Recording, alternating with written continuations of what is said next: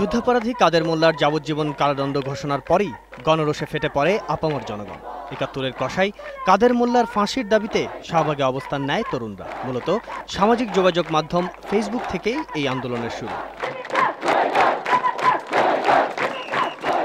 শহীদ জননী জাহানারা ইমামের দেখানো পথে মুক্তিযুদ্ধের চেতনায় উদ্বুদ্ধ হয়ে সব বয়সী মানুষের ঠিকানা হয় শাহবাগ প্রজন্ম চত্বর।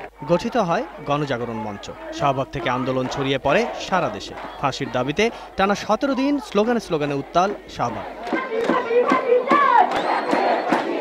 গণজাগরণ মঞ্চের আন্দোলনের পরই আন্তর্জাতিক ট্রাইব্যুনাল অ্যাক্ট সংশোধন করে রাষ্ট্রপক্ষের আপিলের বিধান করা হয়। সেই সঙ্গে একে একে শীর্ষ যুদ্ধাপরাধীদের বিচারের রায়ও দ্রুতই কার্যকর হচ্ছে।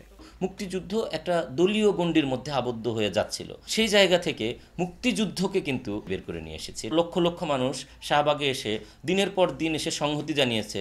তার কিন্তু বছর জুড়ে প্রতিদিন এসে এই সংহতি জানাবার প্রয়োজন নেই। একদিকে হচ্ছে জামাত কিংবা হচ্ছে হেফাজত, তারা যেভাবে আমাদের আন্দোলনটাকে কালিমা দেওয়ার চেষ্টা করেছে, বিএনপিও তার সাথে যুক্ত ছিল। আর অন্যদিকে হচ্ছে এখন যে সরকারি দল আছে যারা মুক্তিযুদ্ধের পক্ষের দল, তারাও তাদেরকে পলিটিক্যাল এজেন্ডা হিসাবে হচ্ছে তারা চেষ্টা করেছিল। গণজাগরণ মঞ্চের বিভেদে অনেকটাই ম্লান হয়ে যাচ্ছে আন্দোলন। তবে কি আগ্রহ হারিয়ে ফেলছে নতুন প্রজন্ম? তা মানতে নারাজ রাষ্ট্রবিজ্ঞানীরা। রাজনৈতিক দলগুলোর বা রাজনৈতিক শক্তিগুলোর অব্যাহত অচলায়তন তৈরির যে সংস্কৃতি, এই সংস্কৃতির বিরুদ্ধে দাঁড়ানোর মতো জায়গা আমাদের আছে। আমরা চাইলে কিছু মানুষ একত্রে দাঁড়াতে পারি, মুহূর্তের মধ্যে জনসমর্থন তৈরি করে ফেলতে পারি।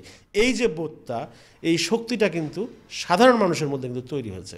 গত এক বছরে তরুণদের সঙ্গে যোগাযোগ রাখতে না পারার সহজ স্বীকারোক্তি ইমরানের।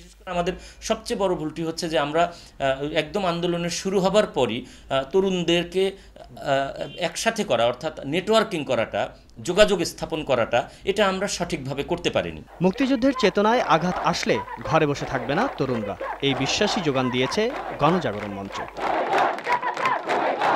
রাফেজ আদনান আদেল, ২১শে টেলিভিশন, ঢাকা।